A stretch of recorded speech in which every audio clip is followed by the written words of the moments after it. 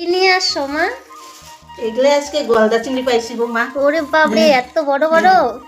বাজারে যাওয়ার সাথে সাথে বললো যে বৌদি এই যে দেখেন আজকে চিংড়ি মাছ আছে, গলদা চিংড়ি। খুব সুন্দর হয়েছে। এটা সাইজটা দেখছো একবার, কত বড় সাইজ! ওরে বাপরে, খুব সুন্দর হয়েছে। নিয়ে আসলাম আজকে, এটা খুব ভালো করে বানাবা তুমি। আচ্ছা, আর ব্যাগে কি কি নিয়ে আসছো দেখি? ব্যাগে সবজি আছে। ব্যাগেও আছে সবজি অনেক কিছু। চাউমিন, না সরি, পাস্তা। এখানে বিস্কুট রয়েছে, চানাচুর রয়েছে, আরও অনেক কিছুই রয়েছে। এখানে সবজি বাজার, তেলের প্যাকেট। হ্যালো বন্ধুরা, তো চলো মা এখন মাছ কাটবে, তো তোমাদেরকে এখন দেখাচ্ছি। দেখো বন্ধুরা, আজকে কত বড় আজকে গলদা চিংড়ি নিয়ে আসলাম বাজার থেকে।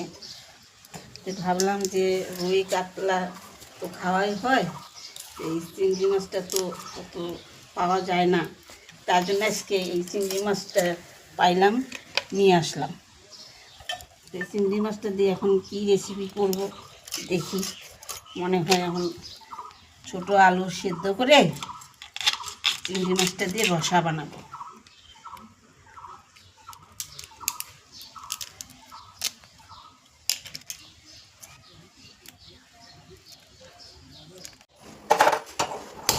তো দেখো, এখানে আমি আলু সিদ্ধ বসিয়ে দিলাম, এখন আলুটা সিদ্ধ হবে।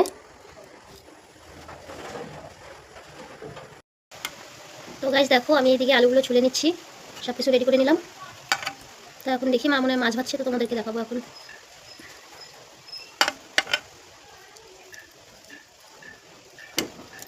হয়ে গেছে, তো চলো। লবণ দিয়েছে,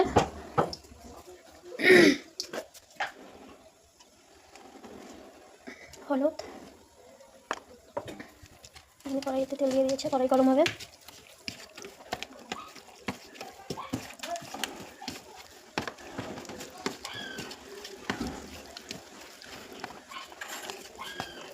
চিংড়ি মাছগুলো অনেক বড় ছিল, তো এই জন্য আমি পিস পিস করে নিয়েছি চিংড়িগুলো। তোমরাও এরকম করে পিস পিস করে নিবা, অনেক বড় তো এই জন্য আমি পিস পিস করে নিয়েছি। পিস পিস করে নিলে কি ভালো হয়।